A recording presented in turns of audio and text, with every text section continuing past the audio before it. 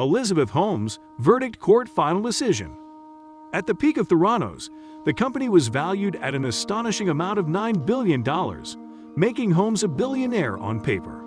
Unfortunately, all that came crashing down when the company collapsed after a series of articles published by the Wall Street Journal pointed out to its sham operations. Curiosity kills the cat, but we sure do deserve a share of the long-awaited Elizabeth Holmes verdict, don't we? Theranos was started in 2003 when Elizabeth Holmes was only 19 years. Soon, she dropped out of university to manage her startup full-time. However, Holmes made no grand claims concerning Theranos until about 10 years later, when she informed the press that Theranos had invented technology that could test for several ailments with just a few drops of blood from a finger prick of a patient. The claims were untrue and fabricated. Most of the company's successes relied on results acquired from testing with third-party machines. Needless to say, Theranos generated quite a bit of revenue from their supposedly accurate new tech. Theranos also had a generous backing, and the company raised $945 million from their investors, including Rupert Murdoch, Larry Ellison, Walmart's Walton family, and the family of former Secretary of Education, Betsy DeVos.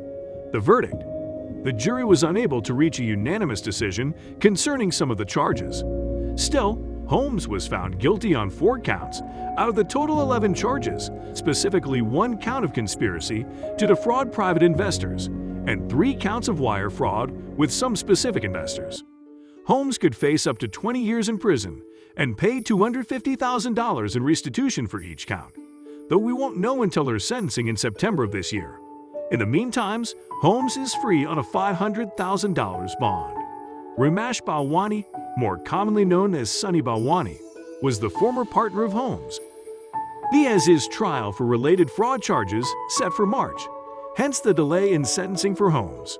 Holmes and the then-married Balwani were in a romantic relationship during his tenure at Theranos, which is one reason why.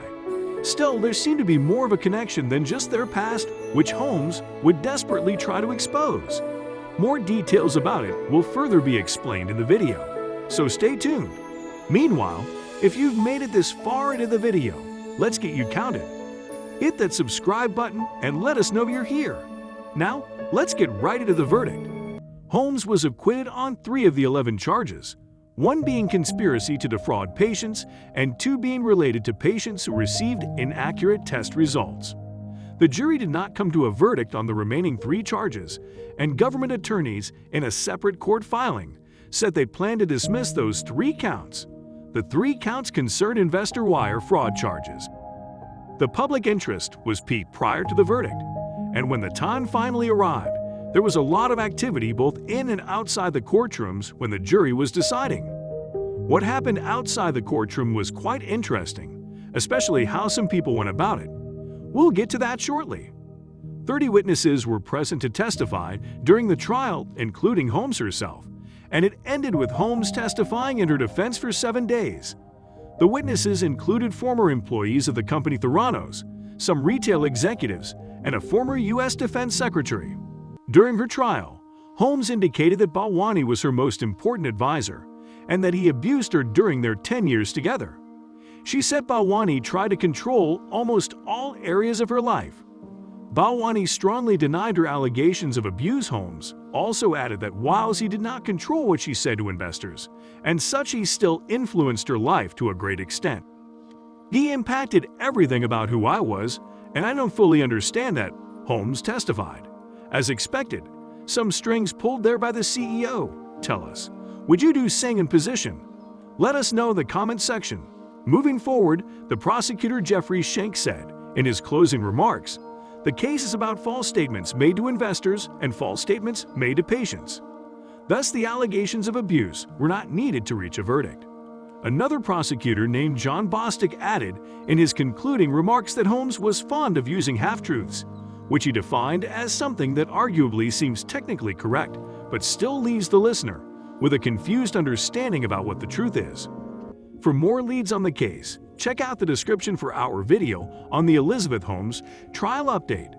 In the long run, Holmes was found guilty on 4 counts of defrauding investors and wire fraud.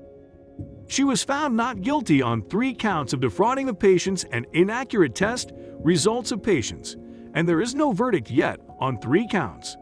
The U.S. Attorney Stephanie Hines applauded the verdict in a statement saying, "The jurors in this 15-week trial navigated a complex case amid a pandemic and scheduling obstacles."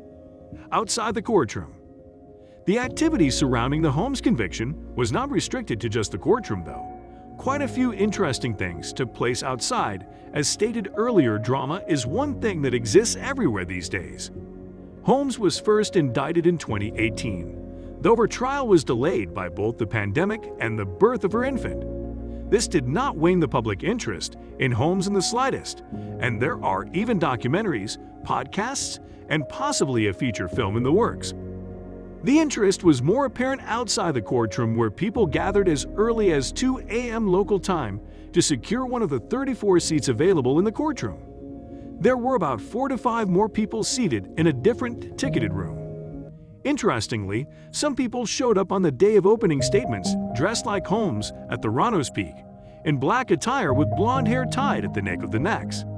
There was also an artist who set up a display outside the courthouse to sell a limited stock of blonde wigs, black turtlenecks, and blood energy drinks. How much more artistic could it possibly get? That's it for this video, and we have just one question. Do you think justice was served, or she deserved more? If you enjoyed watching this video, don't forget to share with anyone that might need this information.